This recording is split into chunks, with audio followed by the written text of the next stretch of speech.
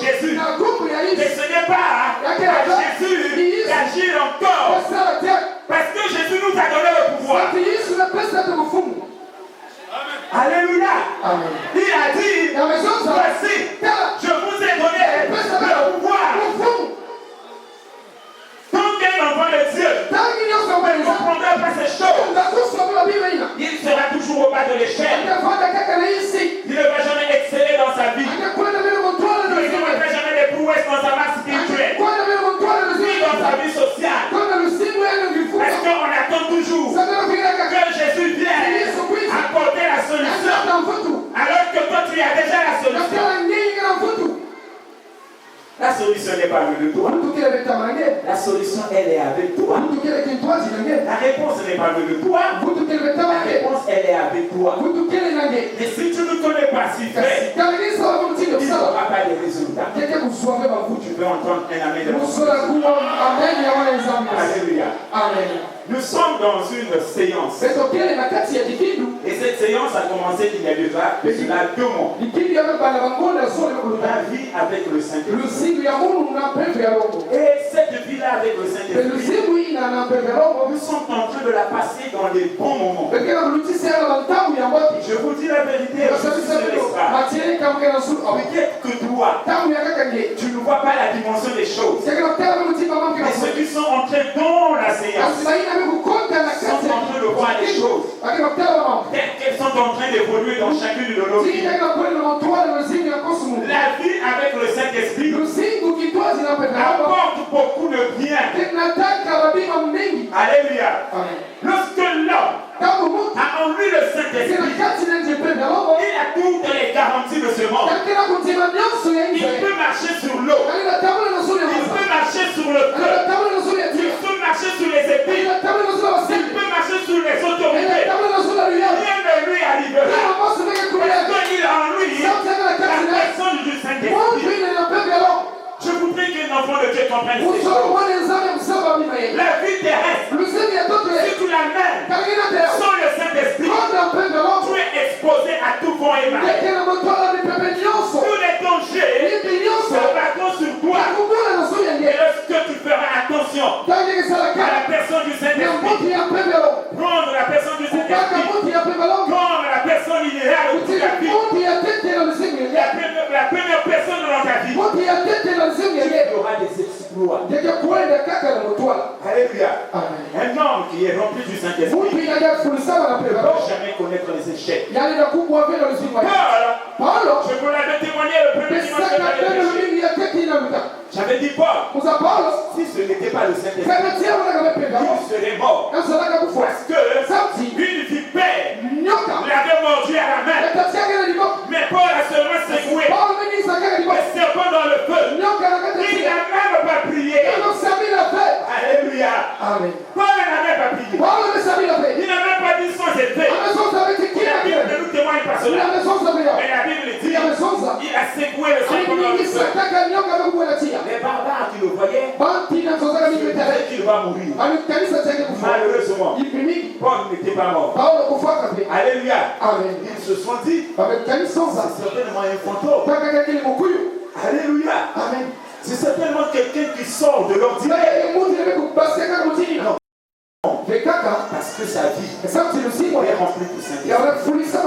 Et moi, le Saint-Esprit, et disposons le temps au Saint-Esprit, il sera arme pour notre vie. Le diable s'élèvera contre toi, mais puisque le Saint-Esprit est avec toi, il sortira toujours vainqueur. Dis amen et applaudis. Alléluia. Nous sommes dans la semaine où nous parlons du combat spirituel.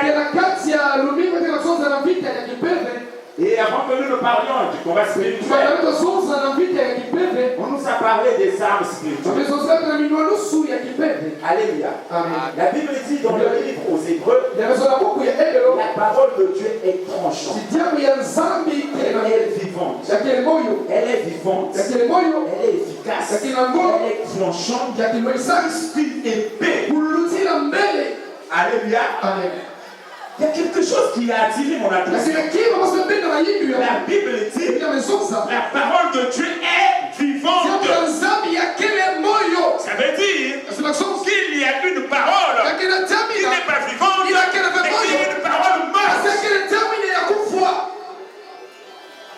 Alléluia. Amen. La parole de Dieu est vivante. Est-ce que vous voyez ça?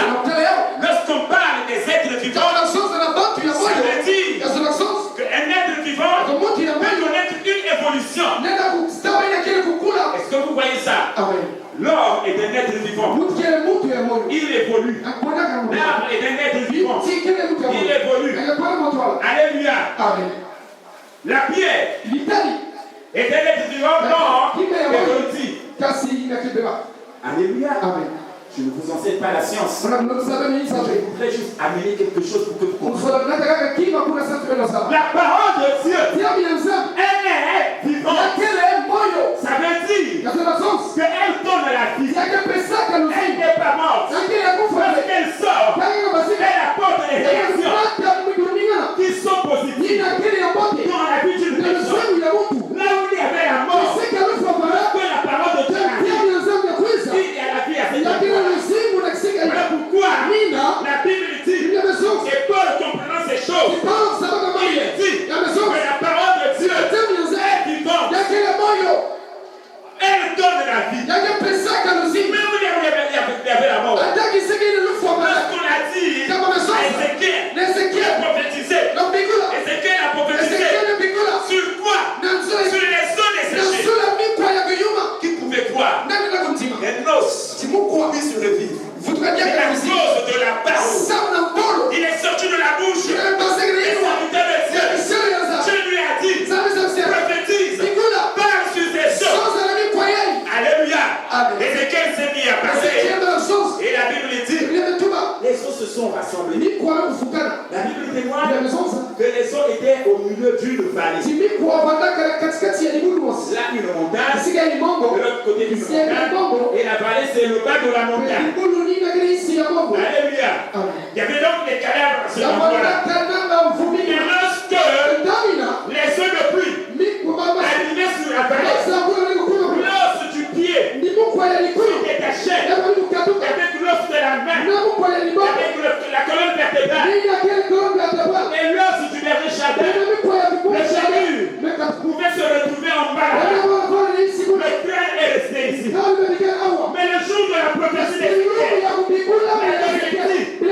les autres qui étaient là-bas sont revenus. L'os du Chadin ne pouvait pas venir se rattacher à l'os de Nancy. Non.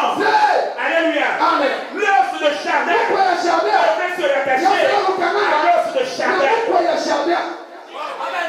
Vous comprenez ces choses? Alléluia. Dieu est dans sa parole. Et la parole de Dieu est vivante. Elle amène la vie. C'est ce que je veux que tu comprennes ce matin.